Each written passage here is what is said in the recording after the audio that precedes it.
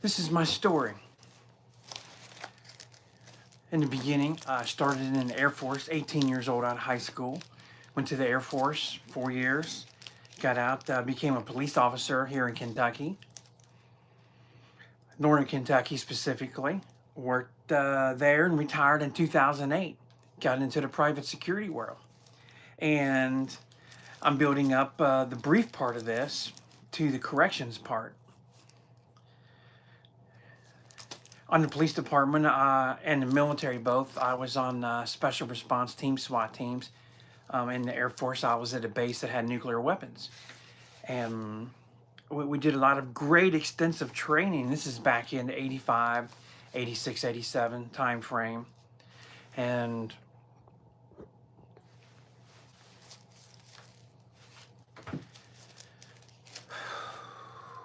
it's a long story. Kind of an emotional, tough story. You'll see a few things here in the background. See my American flag tie and a campaign sign I'm going to get to and show and explain here just briefly. I worked in the Air Force as security police specialist around nuclear weapons and the flight line. When I got out, I got into police work immediately a year after I got on the SWAT team, and shortly after became a sniper on the SWAT team. So I have a background in emergency response. Well, that led to a lot of great things in my career, and also maybe some downfalls. I don't know. It's just perception. It's just how people interpret. My career, did a lot of tactical training, became defensive tactics instructor. One day, the detective that taught the hand-to-hand fighting stuff, the baton OC spray, was getting ready to retire, and he said, hey, I talked to the bosses, I'm retiring. You're always working out and training. I think you'd be a good candidate for this. Are you interested? I said, yes. And he said, it's kind of going to be time-consuming, almost to the point. He said, I'm hinting, it's not a full-time job, but you really won't be able to do SWAT and train and prepare for SWAT and then teach at the same time. But it will open a lot of doors for you. And I knew that, sometimes it's perceived that SWAT members' perception get burnt out and they just become one way, one type of officer.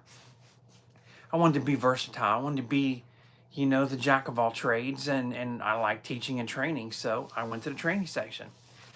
I trained probably half my time, and the other half I worked drug interdiction and drug cases, meth labs.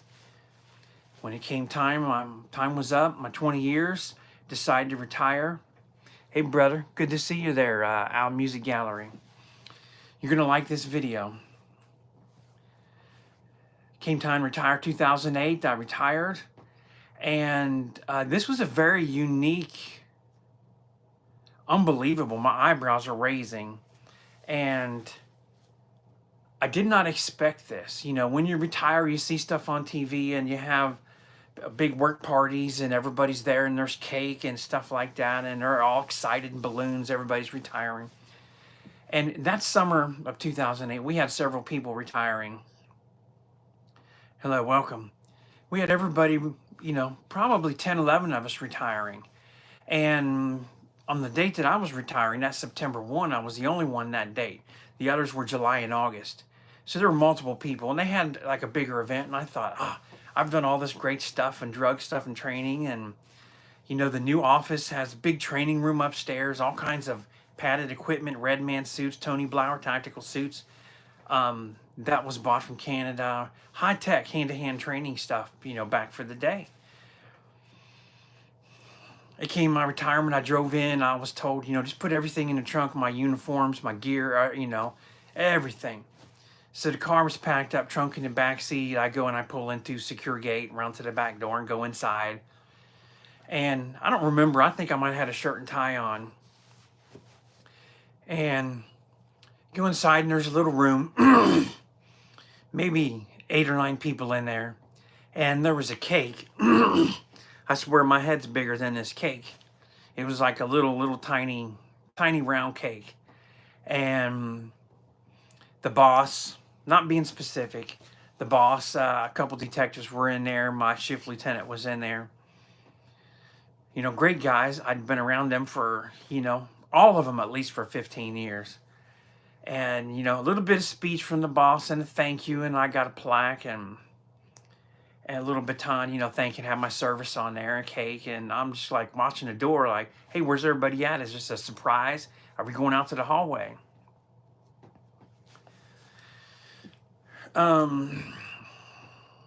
Here's the bonus there, Al. I get done with all that. The man that runs the property room and handles equipment, uniform, stuff like that came in. And he says, here, give me the keys and I'll go through an inventory later. I'll call you if there's any problem.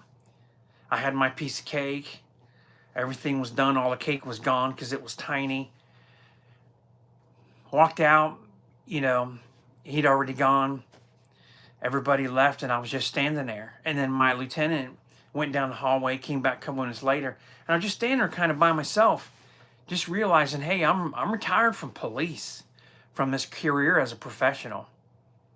And now I'm standing in the hallway, don't have a ride home, don't have a car because I drove the cruiser there and dropped it off and gave him the keys. I'm like, well, I guess I'm going to have to get on my cell phone, call my wife, ask her to come pick me up. My lieutenant came back. And he went to school with my brother, 2 years older than me. And he was like, hey, Steve, do you need a ride home? I was like, I'd love one. It's a long way to walk. He's like, come on. So he goes out and he said, I'm going to clear it out. He said, at least I can do is to let you ride home in the front seat. I get in the front seat. He drives me home, shakes my hand, gives me a hug. I'd known him since before police and the military, over 20 years. He played ball. I was around him all the time with my brother. My brother played sports too. And then I was dropped off and all of a sudden it was done and gone. And I was thinking, hey, these guys are going to come by and, my phone's going to ring. Hey, sorry I couldn't make it, man. Call me a name or something, just some kidding around. Phone didn't ring. Nobody stopped by. My wife had something planned with the family. Big cake. Big cake like I wanted. Balloons, family, stuff like that. You're absolutely right, Al. That's a spoiler alert. Congratulations. And that was it. And then I was done and I got an ID and I was given the choice. We carried the Glock 22 and the Glock 23. That was our backup gun, the 23. And they said, you've retired with honors. Here's your ID. They took an ink pad, stamped the word retired on my ID over my picture, and then said I get to keep one of the two guns. And like, well, that was my bonus. No money, no nothing. I did sell back some vacation time, comp time, but sick time I couldn't. And then I got to keep, I said, I want the biggest one that holds the most bullets, obviously. So I get the Glock 22, one magazine. Don't even get extra magazines. That was it. Luckily, I'd had a bunch of bullets because I trained all the time, so I was always at the range, and I would get one box. They purchased enough for us to train, have so much per person per year, and they didn't use it up. So I took some home. A lot of soul searching. Well, I retired in 2008, and you know what, Al? You and I have talked on about 5 different live videos, and I got to tell you how my soul-searching circle landed me, between the American flag and the poster over here. So I'm getting to this. Anyhow, I get in the private sector. I'm like, I'm going to get out of this for a while. Drove a FedEx truck for a year.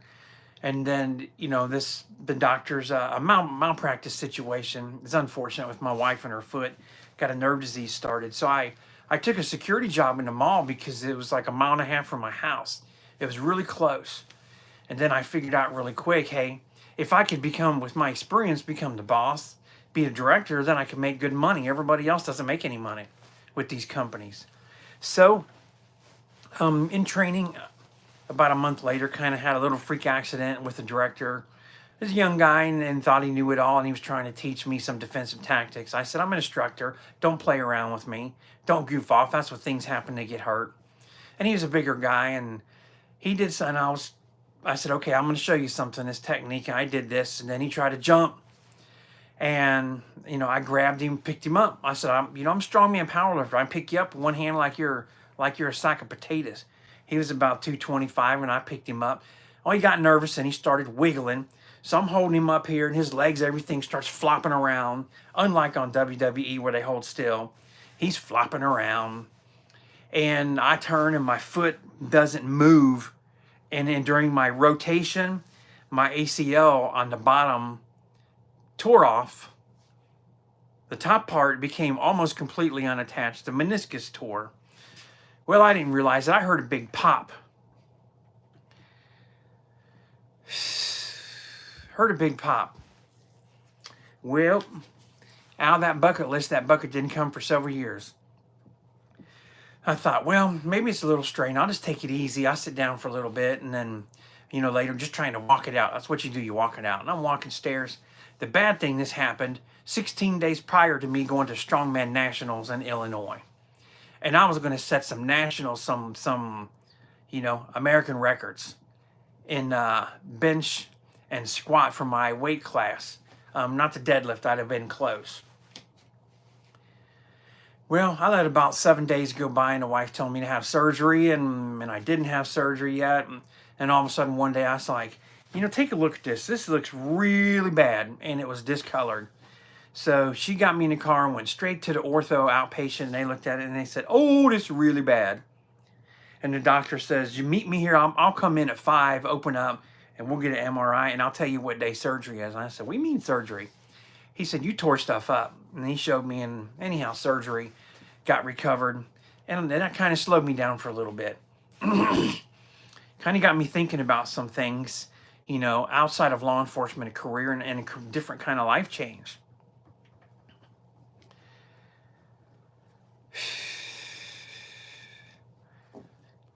I'm just reading that out. Thank you. So I get into that. I'm in private security there and work as a director. I'm in that company about 4 years. Ended up in Ohio by Lake Erie and then up in Andrew. Welcome back. Thanks for being a sport when I got. Well, Andrew, you joined in a good time because I'm working today this story about how I got from corrections to being homeless to politics. You share the comments, Andrew. Let them come. That's all right. You're going to love this. And you're going to hate some of these things that I might say and what's happened to me. And feel free to share it. I'll keep what I say okay, and you'll be fine. So I was up in Michigan, and my oldest graduates high school. We moved down. She wanted to go to college in Chattanooga, Tennessee. And got a job at a prison down there. So here's where this correction comes in. I just want to give you a little bit of background. I get into corrections. Go to Correction Academy, and I'm down there, and they're asking these questions. And I'm in the academy with people absolutely no experience except me. And most of them 18 to 21 years old. They worked in McDonald's and Arby's, maybe Walmart or something. Maybe a couple different, a little bit more of a trade job. But they're asking questions. I raised my hand to answer. And then after the first day, and it was only, the first week was firearms week, and then we had 4 weeks. So it was about the third day, fourth day of the first week. Instructor came by and said, please stop raising your hand and talking. I want everybody else to think and to answer. And you're just giving perspectives that we don't want to get into. It's not law enforcement. We're just teaching the minimums, what he told me. Just take the test, do your thing and pass, and just kind of lay low. And I thought, that's a pretty crappy thing to tell me, because my experience, I can help some other people to not get stabbed and killed in prison. I thought that might be important. Anyhow, go through the academy, go to the prison. I'm working at this level 5 max security prison. I've talked about this. I'm there a few years, get involved in some things. Got on the CERT team. I got a CERT hat up there. Get promoted to sergeant, supervising isolation units. And then things started happening. And I had a couple personal things that happened, really unique. And I've shared this before, and I'll keep this part short. I found out I have 2 daughters. They're about 8 years apart in age. But I found out that my oldest daughter's baby daddy was grooming and started to molest my other daughter. And we didn't know about this for about 6 months, and then he was gone out of the picture by the time we found out. I called the warden and said, look, this is what's going on. I work around all these sex offenders. I need to take a break. I need to step out. I need to resign. And this is a liability. And I don't want to, I just don't want to go off on everybody, start hurting people and cause me a problem, everybody a problem. He said, I understand. The door's always open. You're welcome to come back. And if there's a sergeant position open, you're welcome to it. I said, thank you. I said, I'll keep you posted. I said, I said, I didn't call you first. I said, we made a few phone calls, and through a doctor, we got through counseling. We got family counseling lined up already. We're going tomorrow. So he was like, that's great. That's great. Thank you, Al. She's much better, but there's still some things. She doesn't sleep through the night. She's still going to counseling now. This has been about 8 years. And this story is kind of important because this is part of my character and who I am. 3 months of counseling, and the counselor said, Steve, it's time for you to go back to work. You're Steve. It's time for you to get back to your normal. Yes, she's got some PTSD. Yes, for sure. And take some medication. And we talk a lot more openly about some things now. She's also getting in the medical field, wants to be a doctor. She's going through college and nursing right now. So she's on the right track. Proud of both of them. Both of my girls are in nursing right now. Called the warden and said this. He said, okay, you've been gone over this period. You have to go through the actual hiring process. I said, that's okay. He said, I've got 5 sergeant positions open. I said, great. I'll go through the process. I'll come back. You give me a sergeant. So I go through this process. Takes about 2 weeks. I get a hire date to go back. He had posted for sergeant. I'm still talking to people that work there. And you know what this warden does? He goes and promotes 5 people to sergeant in that week. He real quick posted, did the interviews, posted 5 and promoted 5 to sergeant.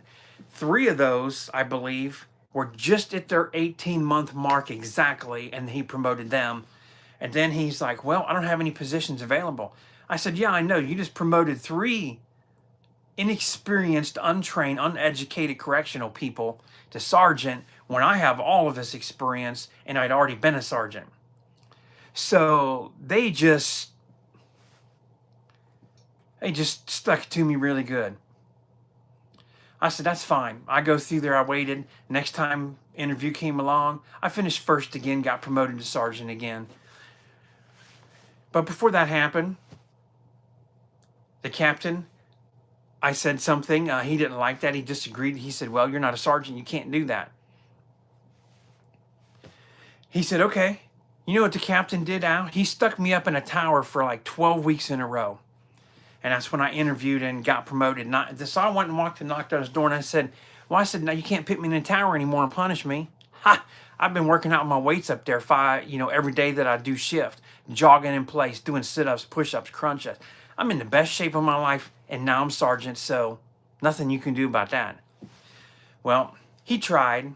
About a year later, I found out, and this is about, I'm skipping a lot of stuff. This is about the point that I get from corrections to homeless. I find out that the captain put a hit on me, and I find this out from the enforcer for the gangster disciples. Now remember, I'm in a level 5 max security prison, 900 plus people doing life without parole for multiple murders.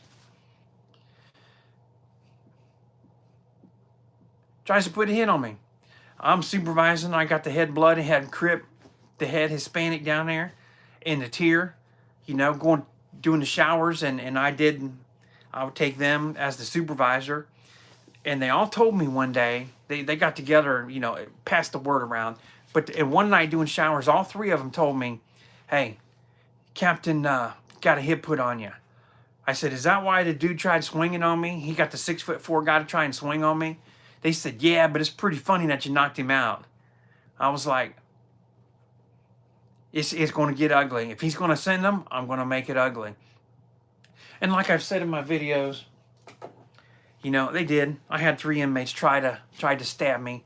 This is industrial oven rack that was broke down and sharpened. This is from one inmate, ended up in intensive care to try to kill me. Well, he had to have a lot of surgery, and I didn't get a Band-Aid.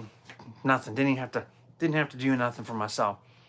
Anyhow, it got to the point, and they didn't know it, but I'd spent 4 months working for an investigator undercover to expose a bunch of corruption.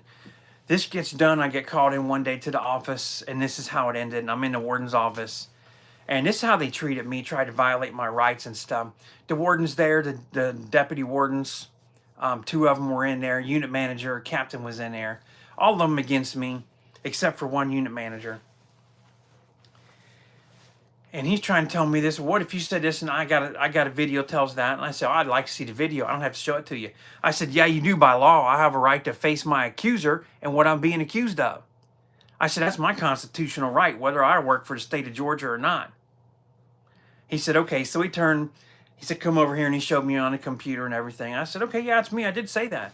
I said that to bait you, to see which one of you was on the cameras watching and doing it. And now I know exactly who did it and who's trying to set me up along with you. He said, well, I'm going to suspend you or you can just quit.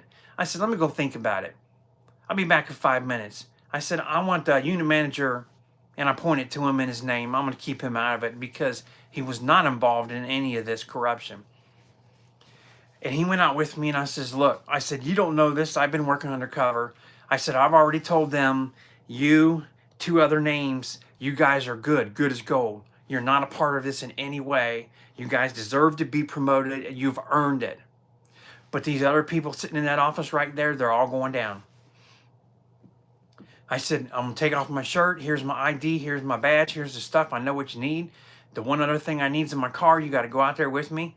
And he walked out, picked it up. But before that, I stopped back to the warden and I said, here you go. I said, he's got everything. And he's going to the car and he'll get this that's in the car. I forget what it was.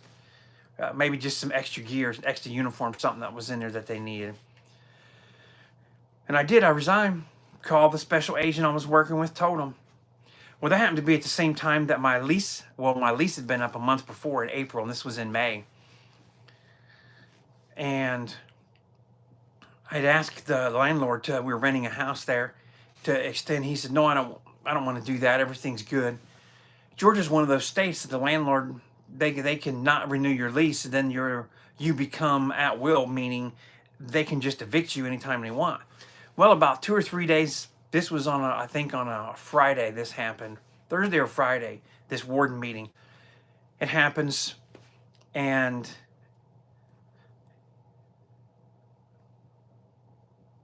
the next week, the next Tuesday night, that's when my buddy Officer McGill gets stabbed. Andrew, sorry. Hang on, you're getting to the good part. Come back, check it out later. My buddy gets stabbed 13 times in the head and neck, survives. I wasn't there. I felt really bad. We drove to Atlanta to see him in the hospital. And later that week is when I get served from my landlord an eviction notice. And that's when I found out Georgia screwed up laws. So we end up evicted. Okay, we'll put everything in storage. Find a couple houses for rent. We go and talk to them. Nothing. Oh, no, it's rented. It's rented. Find out our landlord wanted us out. We cleaned everything. The day we left, the next day, he had some lady move in. Like, okay, what's going on here? Just got set up by them. So I told my wife and got my teenagers, they're like, 12 and 14 and 12. I said, well, we'll just get a hotel for a few days. We'll check on this and got these job leads. And all of a sudden that 2 days was a week. And then we kept looking and doors kept getting shut. And a week turned into 3 months of living in a car in a hotel. And if it wasn't for my dad helping me and having my small police retirement, wouldn't have made it. Wouldn't have made it. I lost 34 pounds. I was doing this, go to McDonald's and use my receipt and get an extra thing and the dollar menu and Waffle House and get a meal and eat half now and half later. I was eating, my one meal a day spread out. Lost 34 pounds during that time. Got to the end of time to go to school, and homeless is tough. We had a couple pets, a couple dogs staying in the car, an SUV. Stress.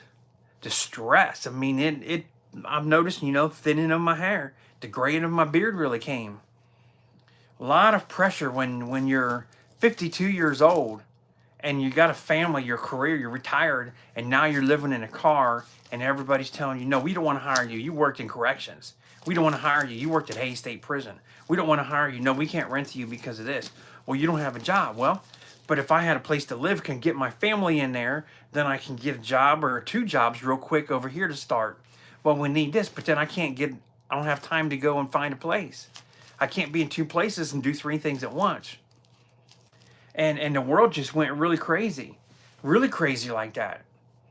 So 3 months of being homeless. What am I going to drink? What am I going to feed my family? Got to take care of medicine. We're going to counseling for my daughter. Family counseling. Trying to get her to do some individual counseling. Mental health counseling for juveniles in every state is terrible. In Georgia and Tennessee area, it was terrible. We couldn't. Well, you got a Georgia license, you have to see in Georgia. It was ridiculous. So they were failing my daughter, failing our family to get her help from her being, molested.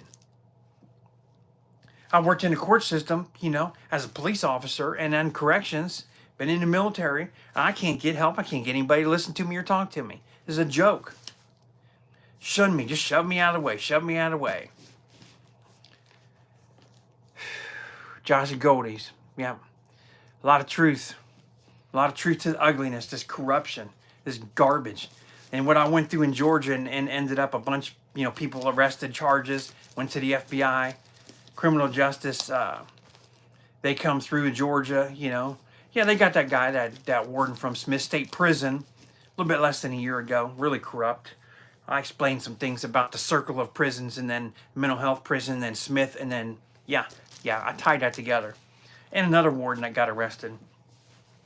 So we're homeless, school starting, stressed out, not eating. My wife is stressed out. My kids are just teenagers. They're just anxiety about school, want to get a job, stuff like that. They're teens. They want their own money. I'm just like spinning in circles.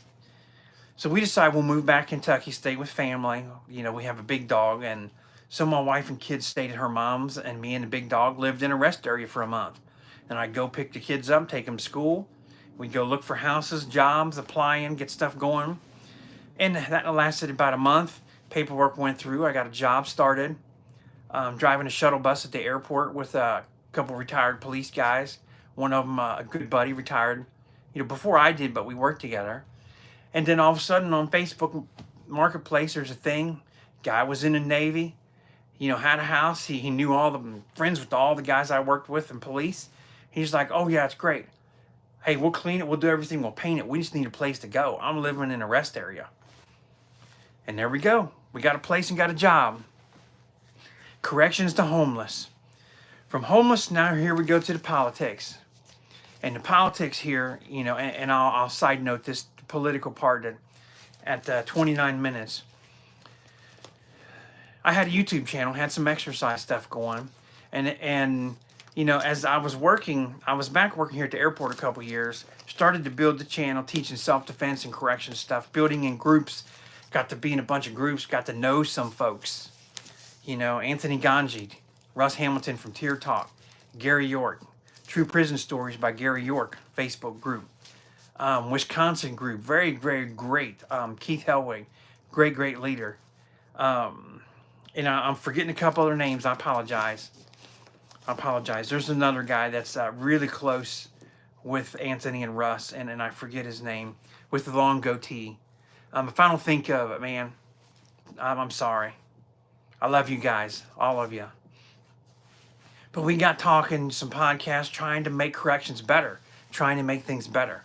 And I didn't have any desire to get back into corrections, and then COVID hit, and then we're laid off. I'm like, man, I hate this job, I don't want this, that. I need a job.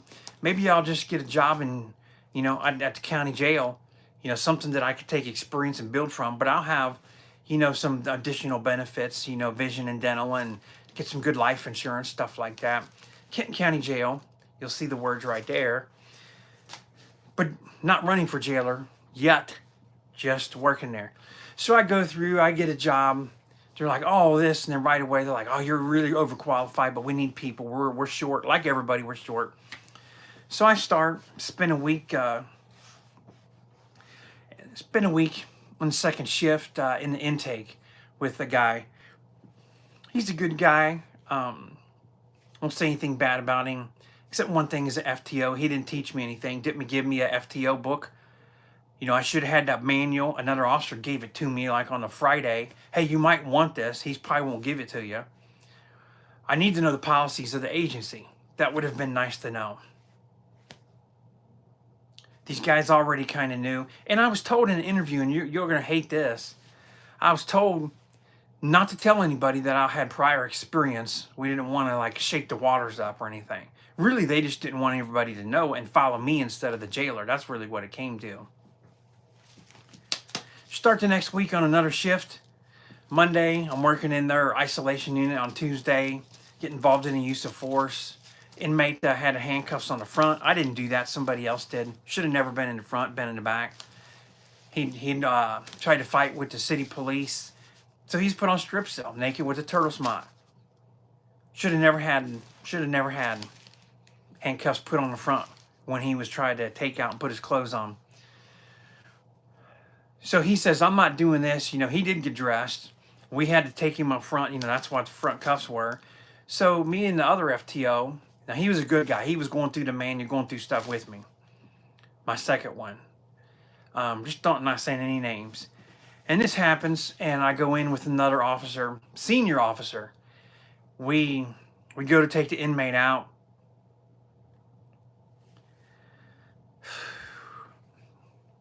We didn't get seriously hurt. It's just really frustrating. That's why I'm shaking my head. We go take the inmate out, and he wants to resist, takes his Kool-Aid powder, goes like this, spits in the other officer's face. We grab him, put him on the floor. I realized that we're too close to the toilet. I wanted to get away from the toilet and also get his feet away so he can't kick off anything. You know, kick away from us or use that as leverage, you know, against us. Physical leverage. And we're on the ground. I'm trying to get his hands, you know, get him to comply and move his hands. And he's not complying. You know, he'd already tries to spit in my face, tries to bite me. So I'm holding his hand with one hand like this and the cuffs over here, and he tries to bite me. Just 4 quick jabs to the jaw. I couldn't get the brachial stun down here real quick. Just 4 little simple jabs, didn't hurt him. Well, they made a big deal about that. Suspended me with pay on a Tuesday. Called me on a Friday to come in. And the jailer has enough nerve to ask me if I want to change my statement. Here we go again with this corruption again. Do you want to change your statement? If you want to change it, we'll throw this away. No, I've already talked and been to internal affairs. I wrote 2 statements identical. This is what happened. Are you sure you want to stick to that? Yeah, I'm an instructor. I can go to court and testify to this all day long and win. I have. I've not been sued, not lost a case, nothing. I go testify. So, well, you can do this. What if we modify it? What if we say this? I'm not modifying. I'm not changing, adding, deleting. I'm not anything to it. Well, do you want to have an attorney? Don't need an attorney. Well, what do you... We just want this. We just want this to go away. You know, we think you're good. We think you made a mistake. You know, shouldn't have happened like this.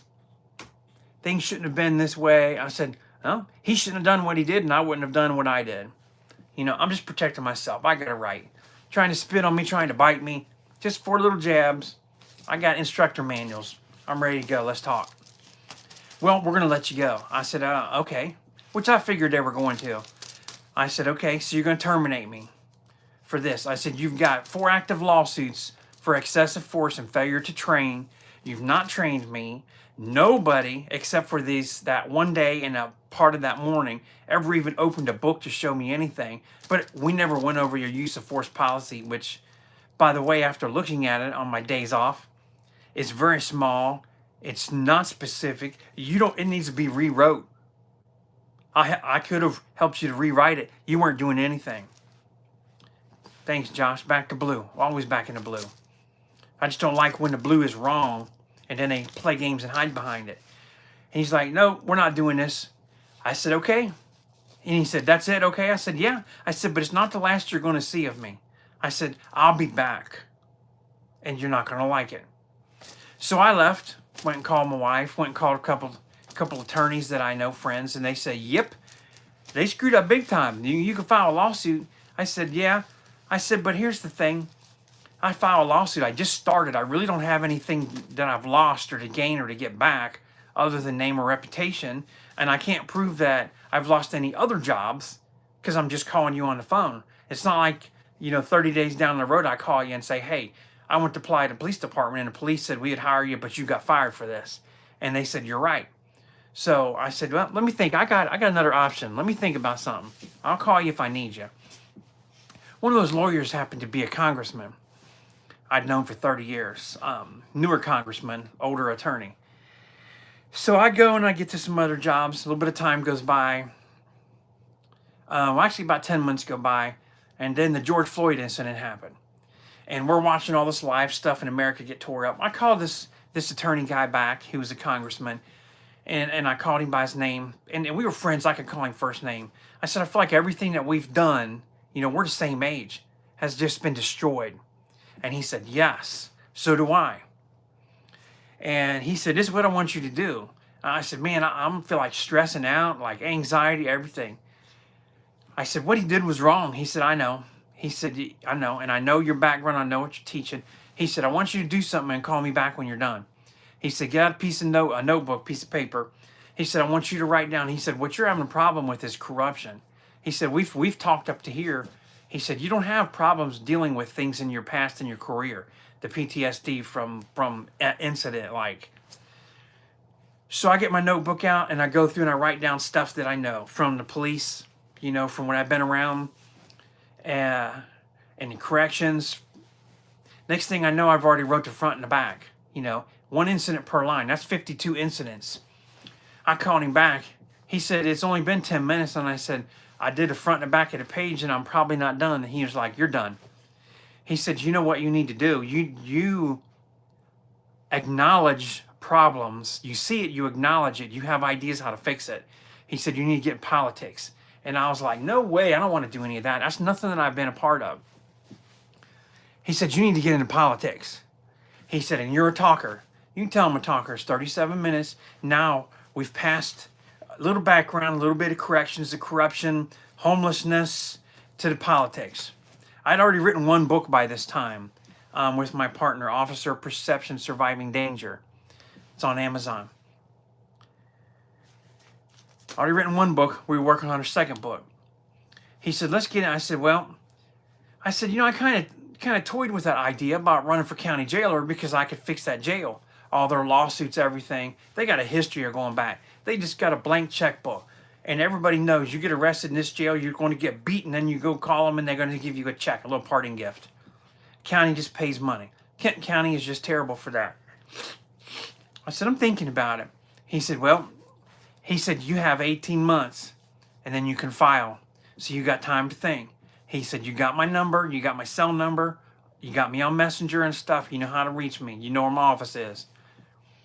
So I'm thinking about it and I get thinking like, you know what?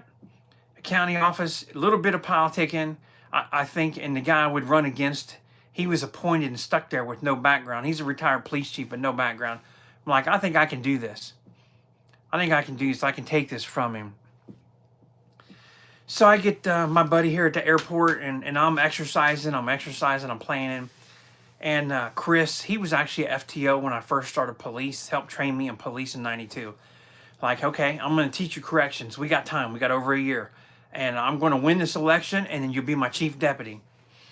And then we'll get away from the airport. We'll go do this. We'll get back. We'll fix some things. I said, you've got management experience working for different companies, supervisor and police supervisor with a company at the airport that we were in, the transportation company, supervisor with, I believe it was Comair, which is one of the cargo packaging companies there at the airport.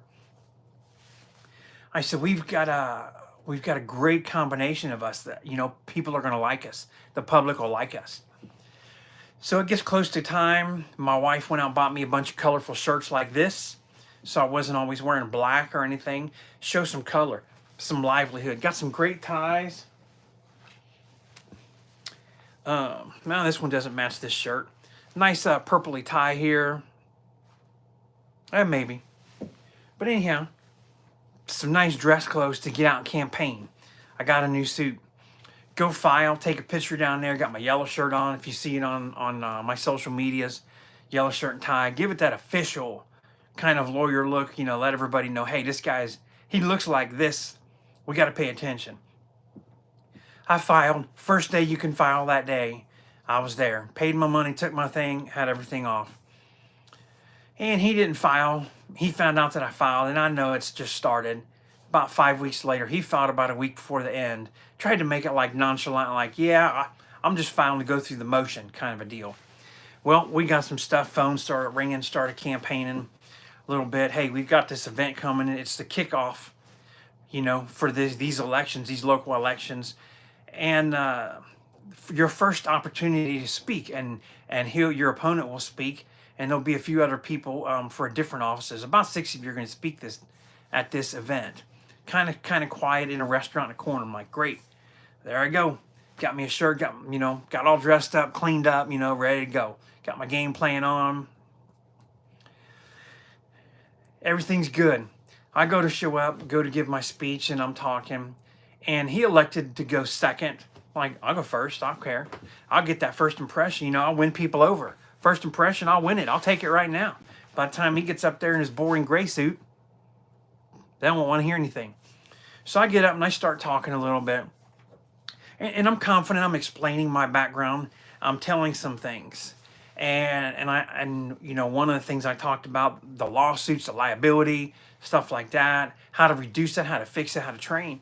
And I said, there's a time, that the jailer needs to take his suit and tie off, put the polo on. It says Jailer Steve Larson. And I was specific to say my name. I didn't just say jailer. I said Jailer Steve Larson, and go right into the academy and start training. You walk from one desk in one attire, put the polo on, you step in the door, and you're immediately, from manager to instructor, and you're teaching from experience.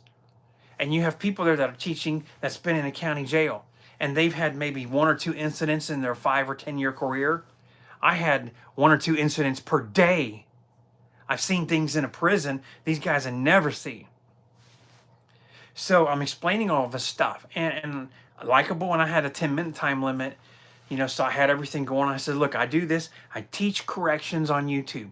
I'm in, probably 40, 50 some groups at the time, really growing with the audience. I said, I've written a book. I'm working on my second book. I'm an author. I'm doing this to make better. And I completely won that, completely hands down, blew him away. He came in with about 5 or 6 of his posse, I called it, because everywhere he went, he had a posse like he was something. And then he had the sheriff show up with him, like he's in his pocket. There we go. I'm back. Sorry about that. So I win this election, and right away some people notice, and they say, hey, we like this. We got another opportunity. We've got this senior center event going. So I'm campaigning, start walking the streets. I'm passing out cards, raising a little bit of campaign money. I got just over $3,000, so I had to itemize. So I'm learning this political stuff to itemize my things. And, my donations and expenditures, doing everything straight up legal. I know he had, my opponent, he had the people and the stuff in the pack, and, spent 50 some thousand. At least I spent $3,000. Like $3,260, something like that. So I'm going around, I'm giving speeches. I'm using social media. That's what you do. I applied. I got a Facebook page for the campaign, so I'm campaigning, just for the county, just reaching everybody, word of mouth. Knew a lot of police, knew a lot of people. Go through these speeches. The very last, right before, we were supposed to have a big speech. And I'm going to speeches with Congress people running for House of Representatives. And, we had some senators stop in. I'm going to luncheons. Went to a luncheon, $1,000 table that was paid for, donated to me by somebody. Whew. Like, it was exciting. It was good. The reason I got to politics was to start my making corrections better to the county, on the county level. But there's 120 counties that's going to get me. I'm going to training, going to meetings with jailers across the state, Let's improve some things. Let's improve recruiting. Let's improve training. Let's improve this. Let's improve our salary. Let's make this better, like the police side of law enforcement. So we get up time, supposed to have one last, and it got canceled. The county Republican Party, something came up. One last big hoorah speech. I was so ready for it because I felt like I was demolishing him. I felt really good. And he's got to be on with me here for a minute. Come election time, so the wife and I and Chris and his wife were like, hey, everybody's there doing this. They can start early, the actual election day. We're not going to have any results till after 6 o'clock, after polls. So let's plan to go. We went to go Buffalo Wild Wings. Let's have some wings. None of us drink alcohol. So we'll get some wings, we'll get something to drink, some lemonade, a root beer or something, watch a little bit of TV and just hang out. But these polls, a lot of people showed up. I was told if, statistically, and I went back through the last elections, if I had 2,000 votes, I was winning the primary. Well, I had over 4,000 votes, and I lost the primary, but only by 1,200. Out of 10,000 people, a little over 10,000 voted for this jailer position right here. This was me. Right here. This great sign. Had signs that put up. And I forget how many signs. Steve Larson for Kenton County Jailer. Never thought I'd see my face on a sign like that. Never thought I would ever see that in my career, in my life. Here I was in politics. Whew. Results are coming in. It's like 10:30, 11 o'clock at night. And I'm starting to see, I'm behind 400 votes, 500 votes. I'm looking at percentage and I'm like, I really think this is going to not work. I don't think we're going to pull it off. It's close, but he's just edging away. And I knew the precincts of all the big cities, 3 big cities in the county that I needed to really win. And you know what? I won. We were really close in Independence. I won Covington and he won Erlanger, where he was the former police chief. Really close. Finally, almost midnight. It's enough, and the unofficial tally was in. I was like 1,205 votes behind, 1,220 votes. And there was no way I was going to catch up, at that point. So that was it. It was done. Like, well, we gave it a good shot. My wife was great. She supported me. She went, she talked, she helped mingle in the room, help introduce me, everything like that. And I'm going to put this back up here.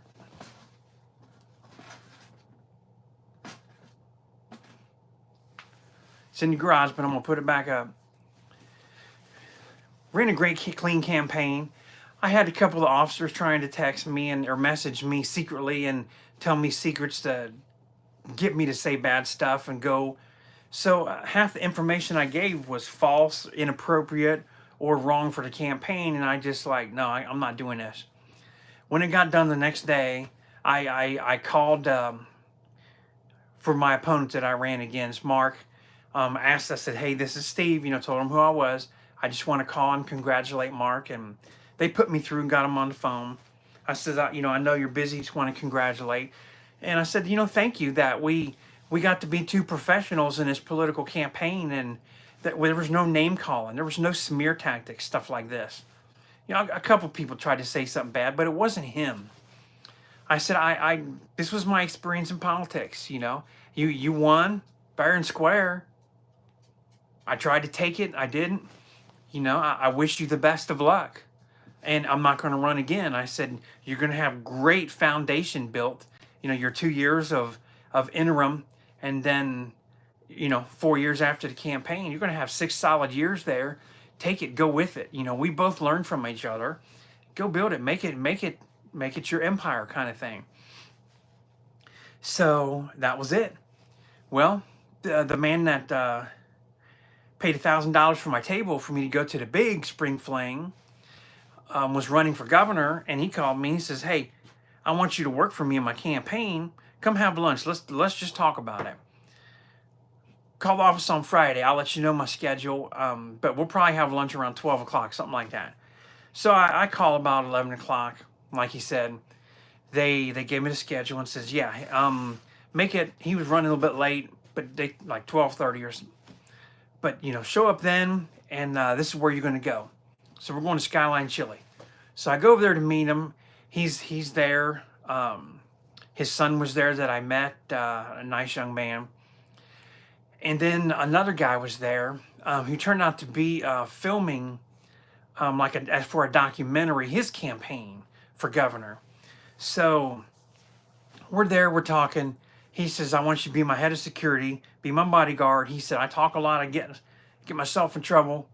It's politics, run my mouth. But I need a head of security. I got events that are coming, different things, important stuff. I need somebody looking out for us and for me, for my campaign, and be my chairman of volunteers for the state. And he said, it's going to be great opportunity. Call me on Monday and we'll talk salary. He said, when can you start? And I said, well, I've got to finish. I got to finish out this week. I got to give a little bit of notice, just to be positive. There's something happening, and a job I just need to finish. He said, I just need you as soon as I can, as soon as you can. I said, well, I can start on this date, on this Monday. He said, okay. If you change your mind, you can start any day. Call me Monday. This was a Friday lunch. Call me Monday. Call him on Monday. He says, okay, well, what kind of salary? Well, you told me, what you're making at this job. How does this much sound? And I was like, well, no, I'm making this much on this job, which is not that. I'm just driving the shuttle bus. I said, you were just talking to somebody on the phone and, putting money up to go fight somebody in a parking lot. Said you fight him for $100,000. I said, how about that? He says, no, I can't do $100,000. And I was like, okay. I said, you texting people, you want to fight with them? I said, I got to do a whole lot. I got to wear a bulletproof vest. Got to wear, body armor. Got to be armed. Take some risk for you. He was like, yeah, but I can't pay that much. So we talked a little bit. We negotiated, come up with an agreed salary. The other two conditions, I said, I've got one vehicle. It's got some miles on it, but my wife needs the car. I can't be traveling all over this car, in my car, and I can't pay for the gas. I can't afford the gas for all. I have medical bills for her nerve disease. So here's the salary. I said, I'm going to need a car, lease a car, something, provide a car and a gas card to pay for the gas. I'll pay for my food, but you get me a car and pay for the gas. I can do that. Just give me a couple months. We'll get this started, and then I'll take care of that. So we get started. He has a big Freedom Fest, So this is the end of June, well, middle of June. July 4th parade comes along. Had an office at campaign headquarters. He had bought a bank, so I had an office. And big parade coming right through town, 4th of July, red, white, and blue here, like my tie. I'm out there. I clean up campaign headquarters. Governor candidate he had a big sign out there, running for I'm just leaving his name out. Running for governor, and I'm mowing the grass. I'm push mowing it, manicuring the lawn, trimming everything up. Leaf blower out there, trimming the bushes and stuff all around this bank. Make this look like great. Plus, I said I want people. He said, I got somebody comes by and just mows it, every 10 days. I said, no, I'll take care of this. My office is here. You want this to be a manicured. It's a campaign headquarters. Plus, they want people to be driving by, seeing somebody here, seeing a car, seeing somebody. Let them stop by. Let them talk to me. Headquarters is open. We'll talk. We'll pass out signs. Meet people. He said, okay, I like that. So I'm, and it's only 5 minutes from my house. So we go to the parade, hometown, everything, and his running mate was already established. She had an office that was in there. Parade time comes. You gonna be in the parade? Yeah, I should be there. He's got a convertible Mercedes, fancy car. He was self-financed. He said, I'm the wealthiest candidate running for governor. I'm self-financed. I'm not campaigning like everybody else is. Everybody else had to pack money, so they had unlimited money. Well, this turned around to backfire in different ways. Some I can't tell you. Even though my non-disclosure agreement, my NDA, is up and I can talk freely, I'm not going to say every little detail. So the parade comes. My wife was sick, so my mother-in-law and two of the grandbabies and my daughter come, and that's it. I'm like, hey, where's campaign team? I'm looking around like, I got chairs, I'm waiting for them. Nobody shows up. One of the tech guys, the computer tech guys, shows up, and I was like, hey, I called him by his first name. He was like, oh yeah, don't take any pictures of me being here. I'm just wanted to show up, my child's in the parade. All the parade goes by the police. The city police chief, he was just got out of the FBI academy. He was a captain then, assistant chief. He's out there directing traffic. And I'm like, man, I'm working for governor, got this job going. I'm in politics. And being in politics, working for the governor also, you know what? That puts me on the level with all the people I need to talk to about corrections and law enforcement. And I'm thinking, I'm in politics on a state level. After this campaign, there should be a job opening up for me where I can be a liaison. I can help improve corrections. That's my goal, is to improve corrections. And guess what? Well, that's coming. I'm going to shorten this up here. I'm getting on an hour. They didn't show up. Well, I was busy. They had a game, something else. This is my hometown. I've already got the votes in my hometown. They know me. I got a law office here. They all know me. Born and raised here. And I'm thinking, man, that's a really crappy attitude. Should have been out there in a car in a parade representing, thanking your hometown. You want the votes. Don't assume anything in politics. Don't assume a vote. It's 2024. You see how this election is going for the president now.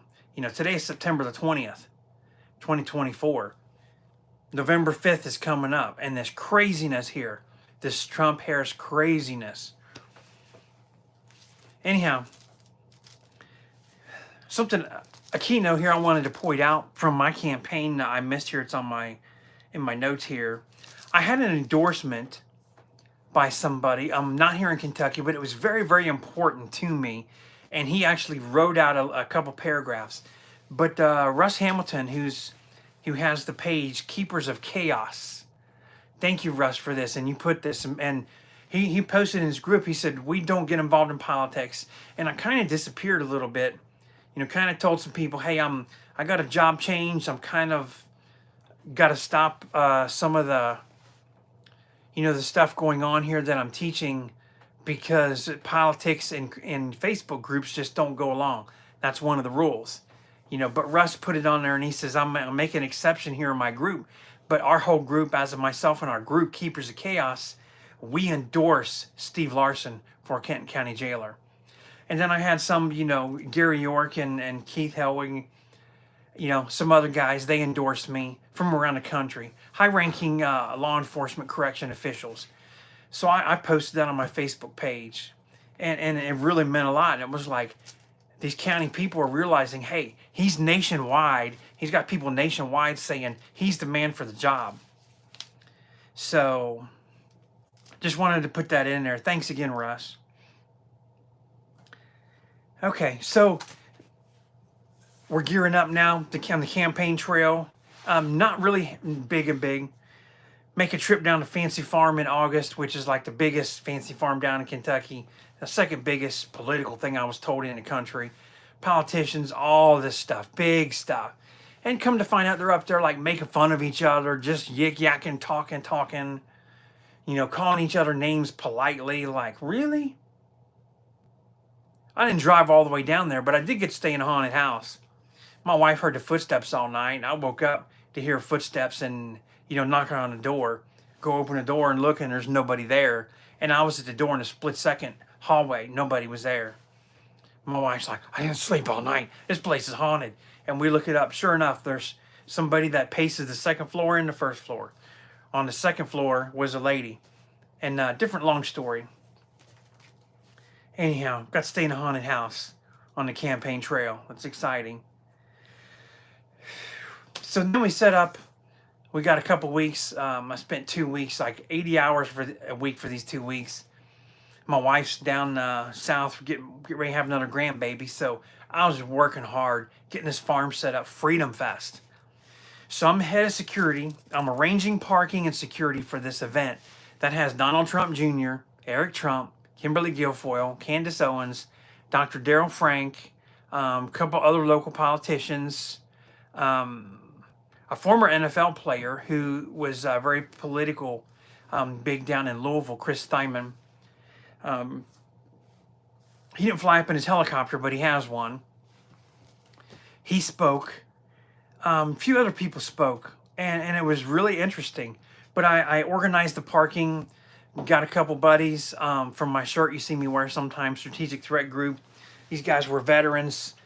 They had this company that did private security contract work. So they go pick them up. Don Jr., Eric, and Kimberly.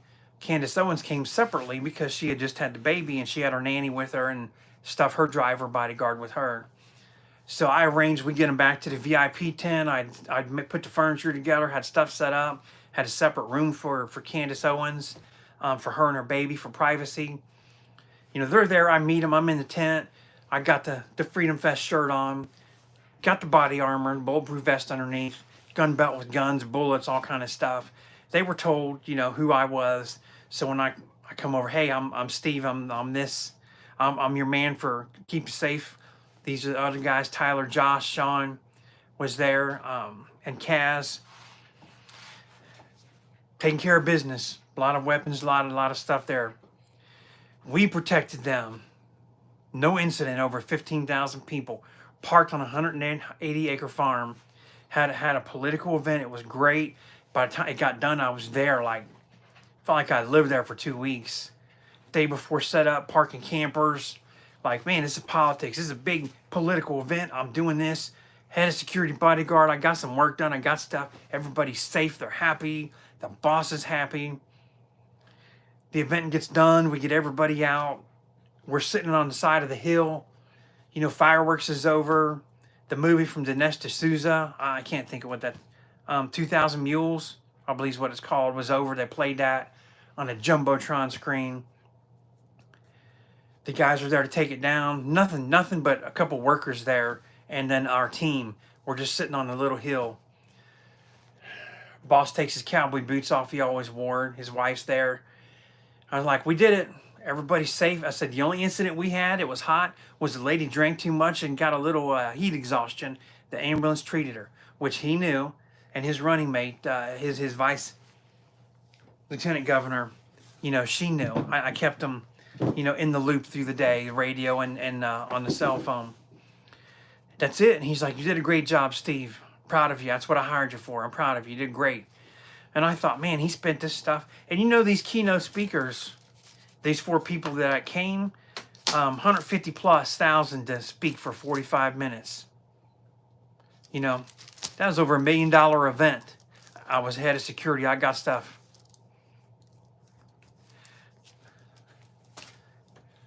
Took care of business. I took care of business.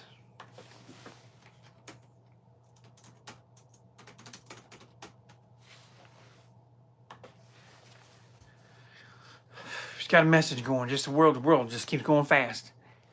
We get to that event. There's some smaller events through different parts of Kentucky. So we're traveling. Hey, boss, I need, you know, we agreed. We shook on this, a vehicle and a gas card. I'm working on it. We'll hit the trail heavy in January. It'll be ready then. We get through November, several events. Nothing. You know, and he gave me a salary. As a work salary, the salary wasn't supposed to incorporate my vehicle maintenance and gas, you know, that kind of expenses. That was not included in our employment deal. Things are starting to go kind of downhill. I'm meeting some good people and like, really? This is what I got into this for? How am I going to get in and talk? And every time I try and talk, now this is important for law enforcement, when I try to talk to people, other governor candidates, they didn't want to listen. Hey, you know, corrections is failing. Their salaries, they need help. They're understaffed. You know, I'm into this to help this. I ran for jailer. We know you did a great job. I'm working for him, the boss here. I want to be on this state level to help. Yeah, we'll keep you in mind. And then they walk away from me. They don't want to listen to me. I get to talk to the other congressmen, senators that are already in office at these events. I'm talking Kentucky's big politicians. All the names that you hear that are in the White House and people doing this, doing that, I'm around them. I'm talking to them. Face-to-face conversations. Hey, here's my background. Here's my card for my election, but my cell phone number. So you remember me, business card like this with my phone number. No one's calling. I'm calling to the office. Hey, this is going on, this is a tragedy. This just happened. We need some help in the future. Oh, I'll pass the message on. He's unavailable. So my plan, here's my political plan to get in local level office, which I didn't. But then I was working for a governor candidate, and I'm getting nowhere. Nobody wants to listen to the law enforcement community. Nobody. And one of the guys running is the Attorney General, Daniel Cameron. And he's not wanting to listen. Oh, hey, Steve, how you doing? You look good today. You look good. Thank you. Thank you. This is my career look now. Be a politician. I need to be a liaison for law enforcement. I want to help. Want to fix things. Well, it's a good look for you. I don't know about everything, but you look good. That's all I get was I look good. I was like, thank my wife. She got these shirts for me and ties. She dressed me to look good. She's right over here. They didn't call back. They didn't nothing. Well, now it's December. Time for the big Christmas party. A few of us didn't get an envelope with a Christmas bonus in, but the rest of the team did. I didn't get one. Why am I not getting one? I had a conversation with the boss after about a month. I said, hey, I really like what you're doing. I wish I would have known this before, and, I could have been your running mate, but you've already got a running mate. And he's like, well, I already got one. I don't need you. I said, I'm just telling you. I said, this is just between you and me, like a lawyer, this is confidential. I would like to be your running mate so that Kentucky knows they've got two people that care about this. Not that she doesn't. He's like, well, I planned this. It was in secret. I contacted her. She's got some political experience, a little bit more than you do. She does this. She's got some background, comes from a family, family with money. He threw that in. He said, and she's better looking than you are. I said, well, I'm a man. I'm not the best looking man. I'm a man. I look like this. But he said, yeah, I already got somebody. And he went and told her that I was trying to take her job. And all I said was, I wish that I was in this role, that I could go and just speak every day on behalf of him for Kentucky. It's like, hey, I'm kind of politically charged and on fire. I want to speak to make Kentucky a better place. Well, I'd love to be the assistant lieutenant governor. I'm sorry. I'm looking, I got 3 devices here. I'd love to do that, travel around and be a part of this. 4 years of doing this, make Kentucky better. Yes. Get on the bandwagon. Everything in life that has done and failed me, all this corruption, I wanted to make stuff better. Make stuff better.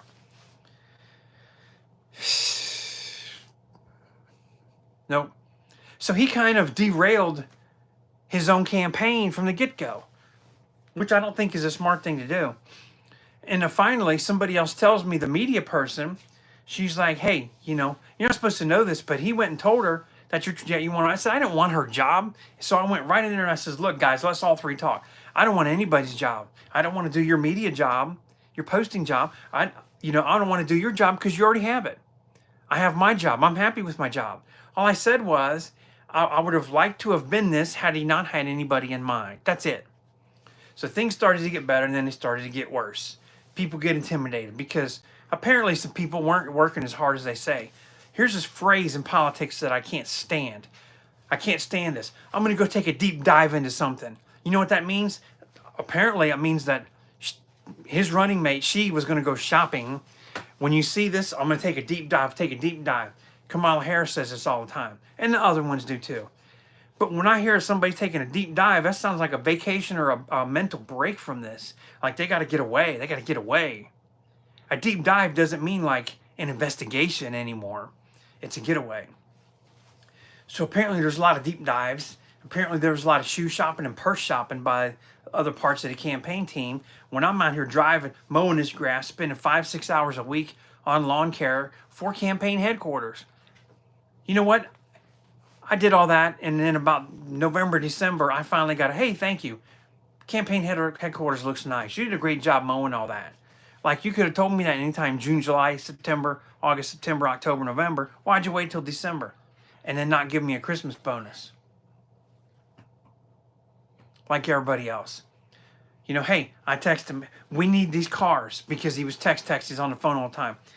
We need business card, or your flyer cards. We need signs. The first 1,000 signs are gone. I got people wanting signs. I got spreadsheets by the county, by the region. I got all kind of spreadsheets, all the stuff lined up. You know, retired police officer, investigator. When you investigate drug cases in meth lab, you got a pretty big file. Meth labs are very detailed. I had very detailed stuff on my computer and flash drive about this. You want to know something? Give me a county. I'll tell you everything, who we got, who's representative, who's regional for that person. I'm connected on my phone. I'm 7 a.m. to 1, 2 a.m. in the morning on my phone, living like I'm just going like this. Campaigning. We need this, we need it, but I gotta have the car. I gotta have this car and gas card to go travel now from January until the May primary. I can't get your car. I can't get this. And I come to find out, financially, some of the things were not there that were said that were there. You know, man, maybe a net worth on the internet is misleading sometimes, because the net worth was there, but the actual cash on hand, the cash to do this, to make this to go, wasn't there. And that's why there was a couple people here on the side, privately financing this thing, this I'm self-financed thing. Well, so now I'm finding out all this stuff. I know. I got a couple that like to be on camera. Hi. So now all of a sudden, I don't have this, I don't have that. And about 2 weeks later, get a phone call on a Sunday. Why the hell does this person not have this yard sign? Why are they posting on here? And we were required, every time something was posted, we had to like it, we had to share it, we had to comment. And then people are saying, how come you five are the only people commenting on everything that he does? People figured it out. It was always us commenting. And then I learned that these politicians have these fake accounts, and they're bashing each other, talking bad, calling each other names, sneaking, sliding around like bad people in the night. I won't even say names or say nothing. Just bad people in the night. Like, is this politics? This stinks. This is getting me nowhere.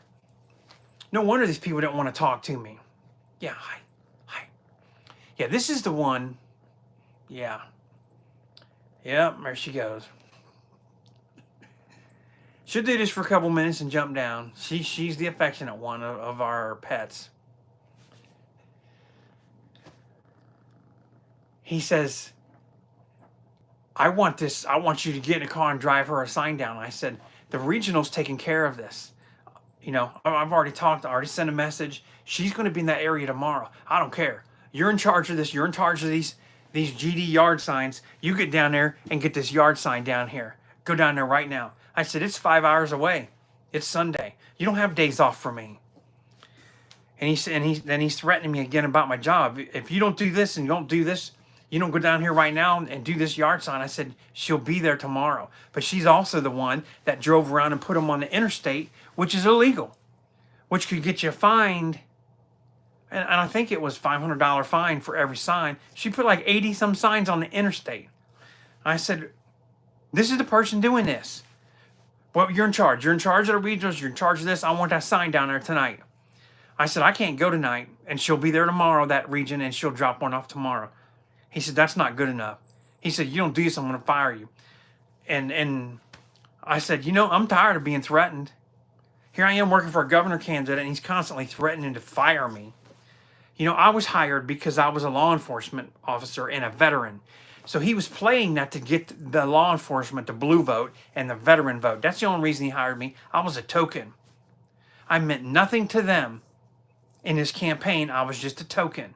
Somebody that would work really hard. I said, you know, I don't have to do this. I wanted to, but I don't have to be a part of this. I don't have to be in this campaign race. I don't have to do, I'm 50,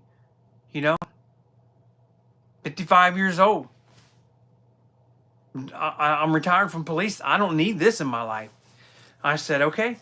I said, you threatened me a job. I said, I'll put everything where I won't go do the sign, but I'm going to go to campaign to my office at headquarters, put everything on the thumb drive, and I'll turn it in tomorrow to your office manager, along with my key. And sure enough, I drove to the office, spent an hour, cleaned it out, downloaded everything on there, turned the key in the next morning, And she says, what are you doing? I said, nope. Conversation yesterday. I'm sure he told you. He's going to tell you because he's already been here and left this morning. I didn't see him. She said, I didn't see him. I said, well, here's this, here's that. Today's the payday. Call me when the check comes in. I'll come by and get it. Y'all, wish you best of luck and thanks. I was on salary. So, there, it was already done. The check was coming anyhow. So there'd be no more checks afterwards. Nothing to worry about for that. And I did. I went and picked up that last check, and then that was it. Then the next day, I spent about 7 hours deleting, because I turned the stuff over to them. 7 hours deleting stuff off my computer, getting out of all these political groups. I maintained a volunteer group. I took myself out as admin. His running mate was also the admin. Apparently, she got blocked. Facebook blocked her for some of the comments she was making. So the funny story of that is now, they didn't realize it, but me getting out of it, I was the only admin. They had no access anymore. And I said, that's your fault. You got 2 computer guys that are experts. I'm sure they can get in. They can hack in. They do everything else. They can get into it. I don't care. I already gave you everything back. I'm not logging in. I've withdrew myself. I'm not getting back on and doing that. I'm done. He called me twice more and left me a message, telling me to threaten me to get back in and do this. And I texted him and I said, don't call me and don't threaten me. I won't play that game. I'll play another game.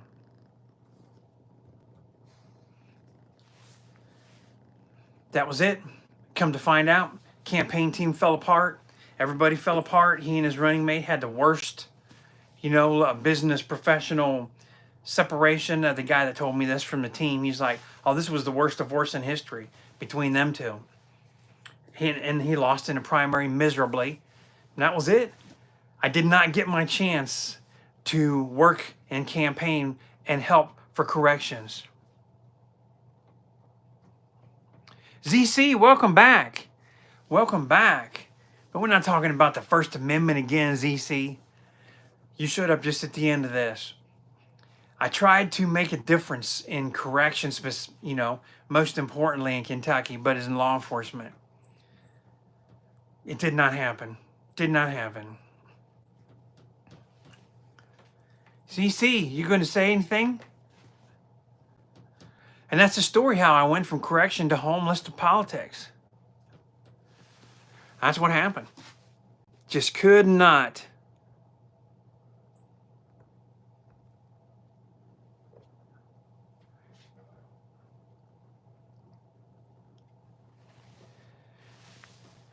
Could not do it.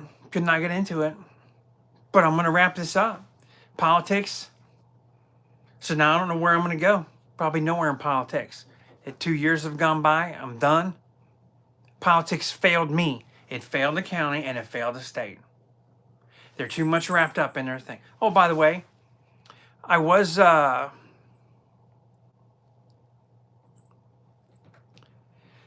invited to be a part. They said, we like you as a fresh face. There's 2 PACs, political PACs on the Republican Party. If you want to jump in, you want to be a part of, we'll get you in, we'll get you going. If you want to go that way, just let me know. And I'm thinking, man, get into the PAC, run for office with unlimited money, unlimited support. All this illegal support is bad support. Run around, having people stroking my ego, doing favors for everybody else for a vote, all this craziness. And I'm like, no way. Ain't enough money for me to sell my soul like that. So I did not sell out into politics. But that's my story. That's why I got to politics, because of corruption and failure. And that failure and corruption came in a different state. Same stuff, just different state, different name. And that's it. Here I am. I'm going to go put the yard sign back in the garage. That's it, folks. I tried. And now I'm back teaching on Facebook, back teaching on stuff. Continue life in a different direction. I hope you all have a wonderful day. I hope you all are very concerned about this next 6 weeks before this presidential election here in America. Be safe, be happy, and smile. Have a good day and a good night, everybody. Good night, ZC.